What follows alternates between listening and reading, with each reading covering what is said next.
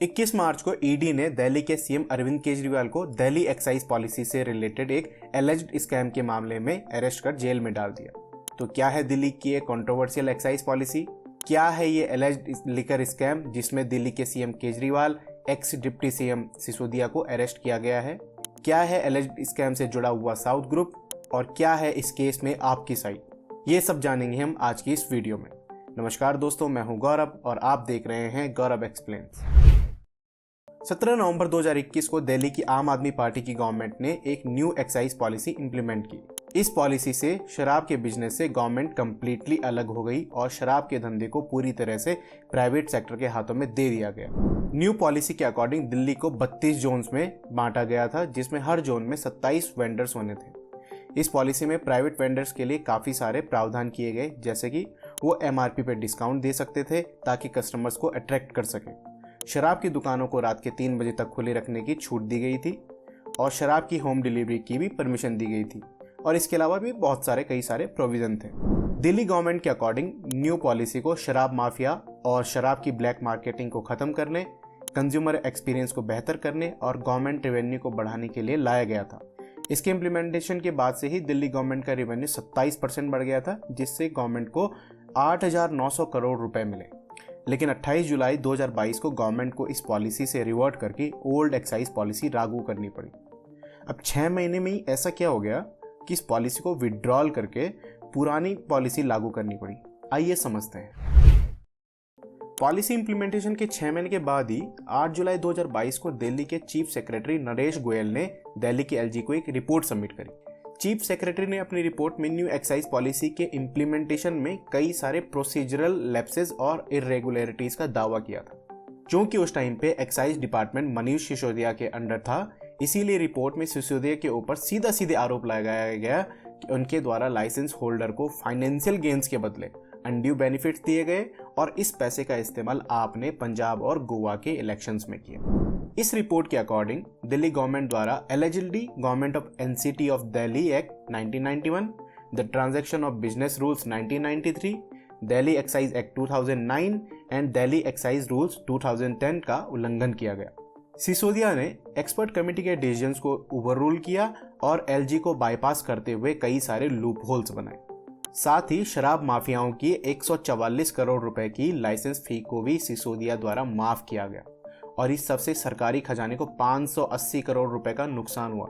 ये chief secretary की report है, ये मैं अपनी तरफ से नहीं बता रहा हूँ। चीफ सेक्रेटरी की इस रिपोर्ट के आधार पर 22 जुलाई 2022 को दिल्ली के एलजी वी.के. सक्सेना ने इसकी सीबीआई जांच की रिकमेंडेशन कर दी।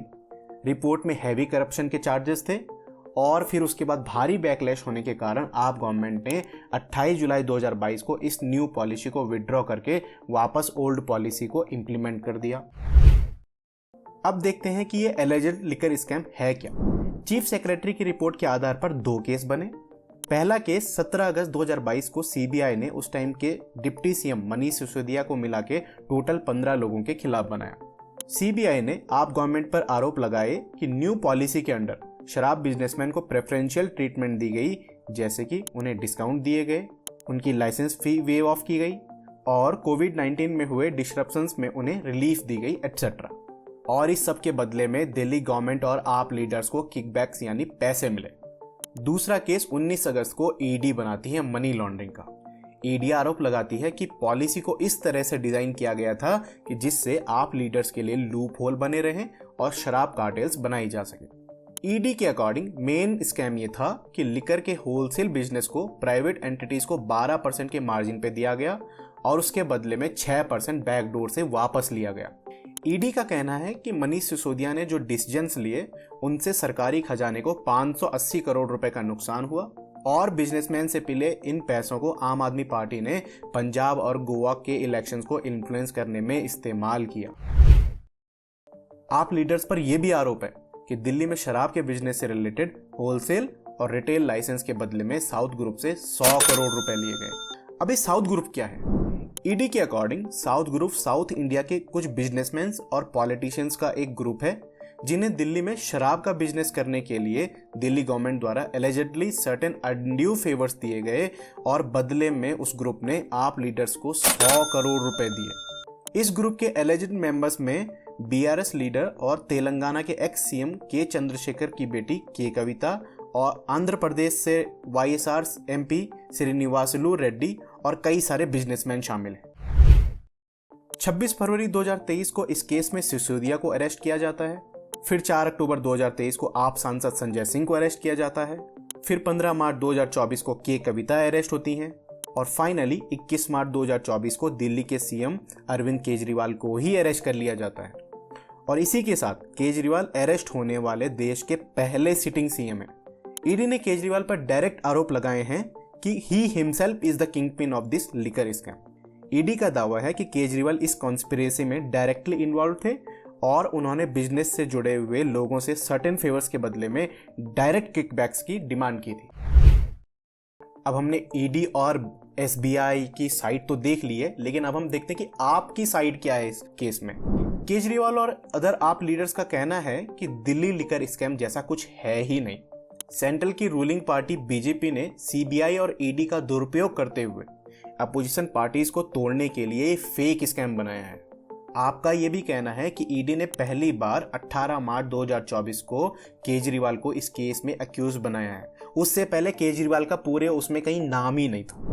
इसके अलावा आम आदमी पार्टी का यह भी कहना है कि ईडी और सीबीआई के पास इस बात का कोई सबूत नहीं है कि उसे किकबैक से पैसे मिले हैं और उसने उस पैसे का इस्तेमाल गोवा और पंजाब के इलेक्शंस में किया है। दिल्ली एक्साइज पॉलिसी केस में अरेस्ट होने के बाद केजरीवाल देश के अरेस्ट होने वाले पहले सिटिंग सीएम बन गए हैं। अभी तक वो जेल से ही सरकार चला रहे हैं। अब ये केस सही है या गलत, केजरीवाल किसी कॉन्स्पिरेसी का शिकार हैं या नहीं, ये तो कोर्ट ही डिसाइड करेगी। इस मामले में हम कुछ नहीं बोल सकते। मैंने फैक्ट टू फैक्ट ये केस आपको बताया है। आई होप आप लोगों को ये केस समझ आया होगा और होपफुली आप लोगों को ये वीडियो पसंद आई होगी। If so please like the video and subscribe to the channel. मिलते हैं नई वीडियो में नए टॉपिक के साथ। तब तक के लिए जय हिंद।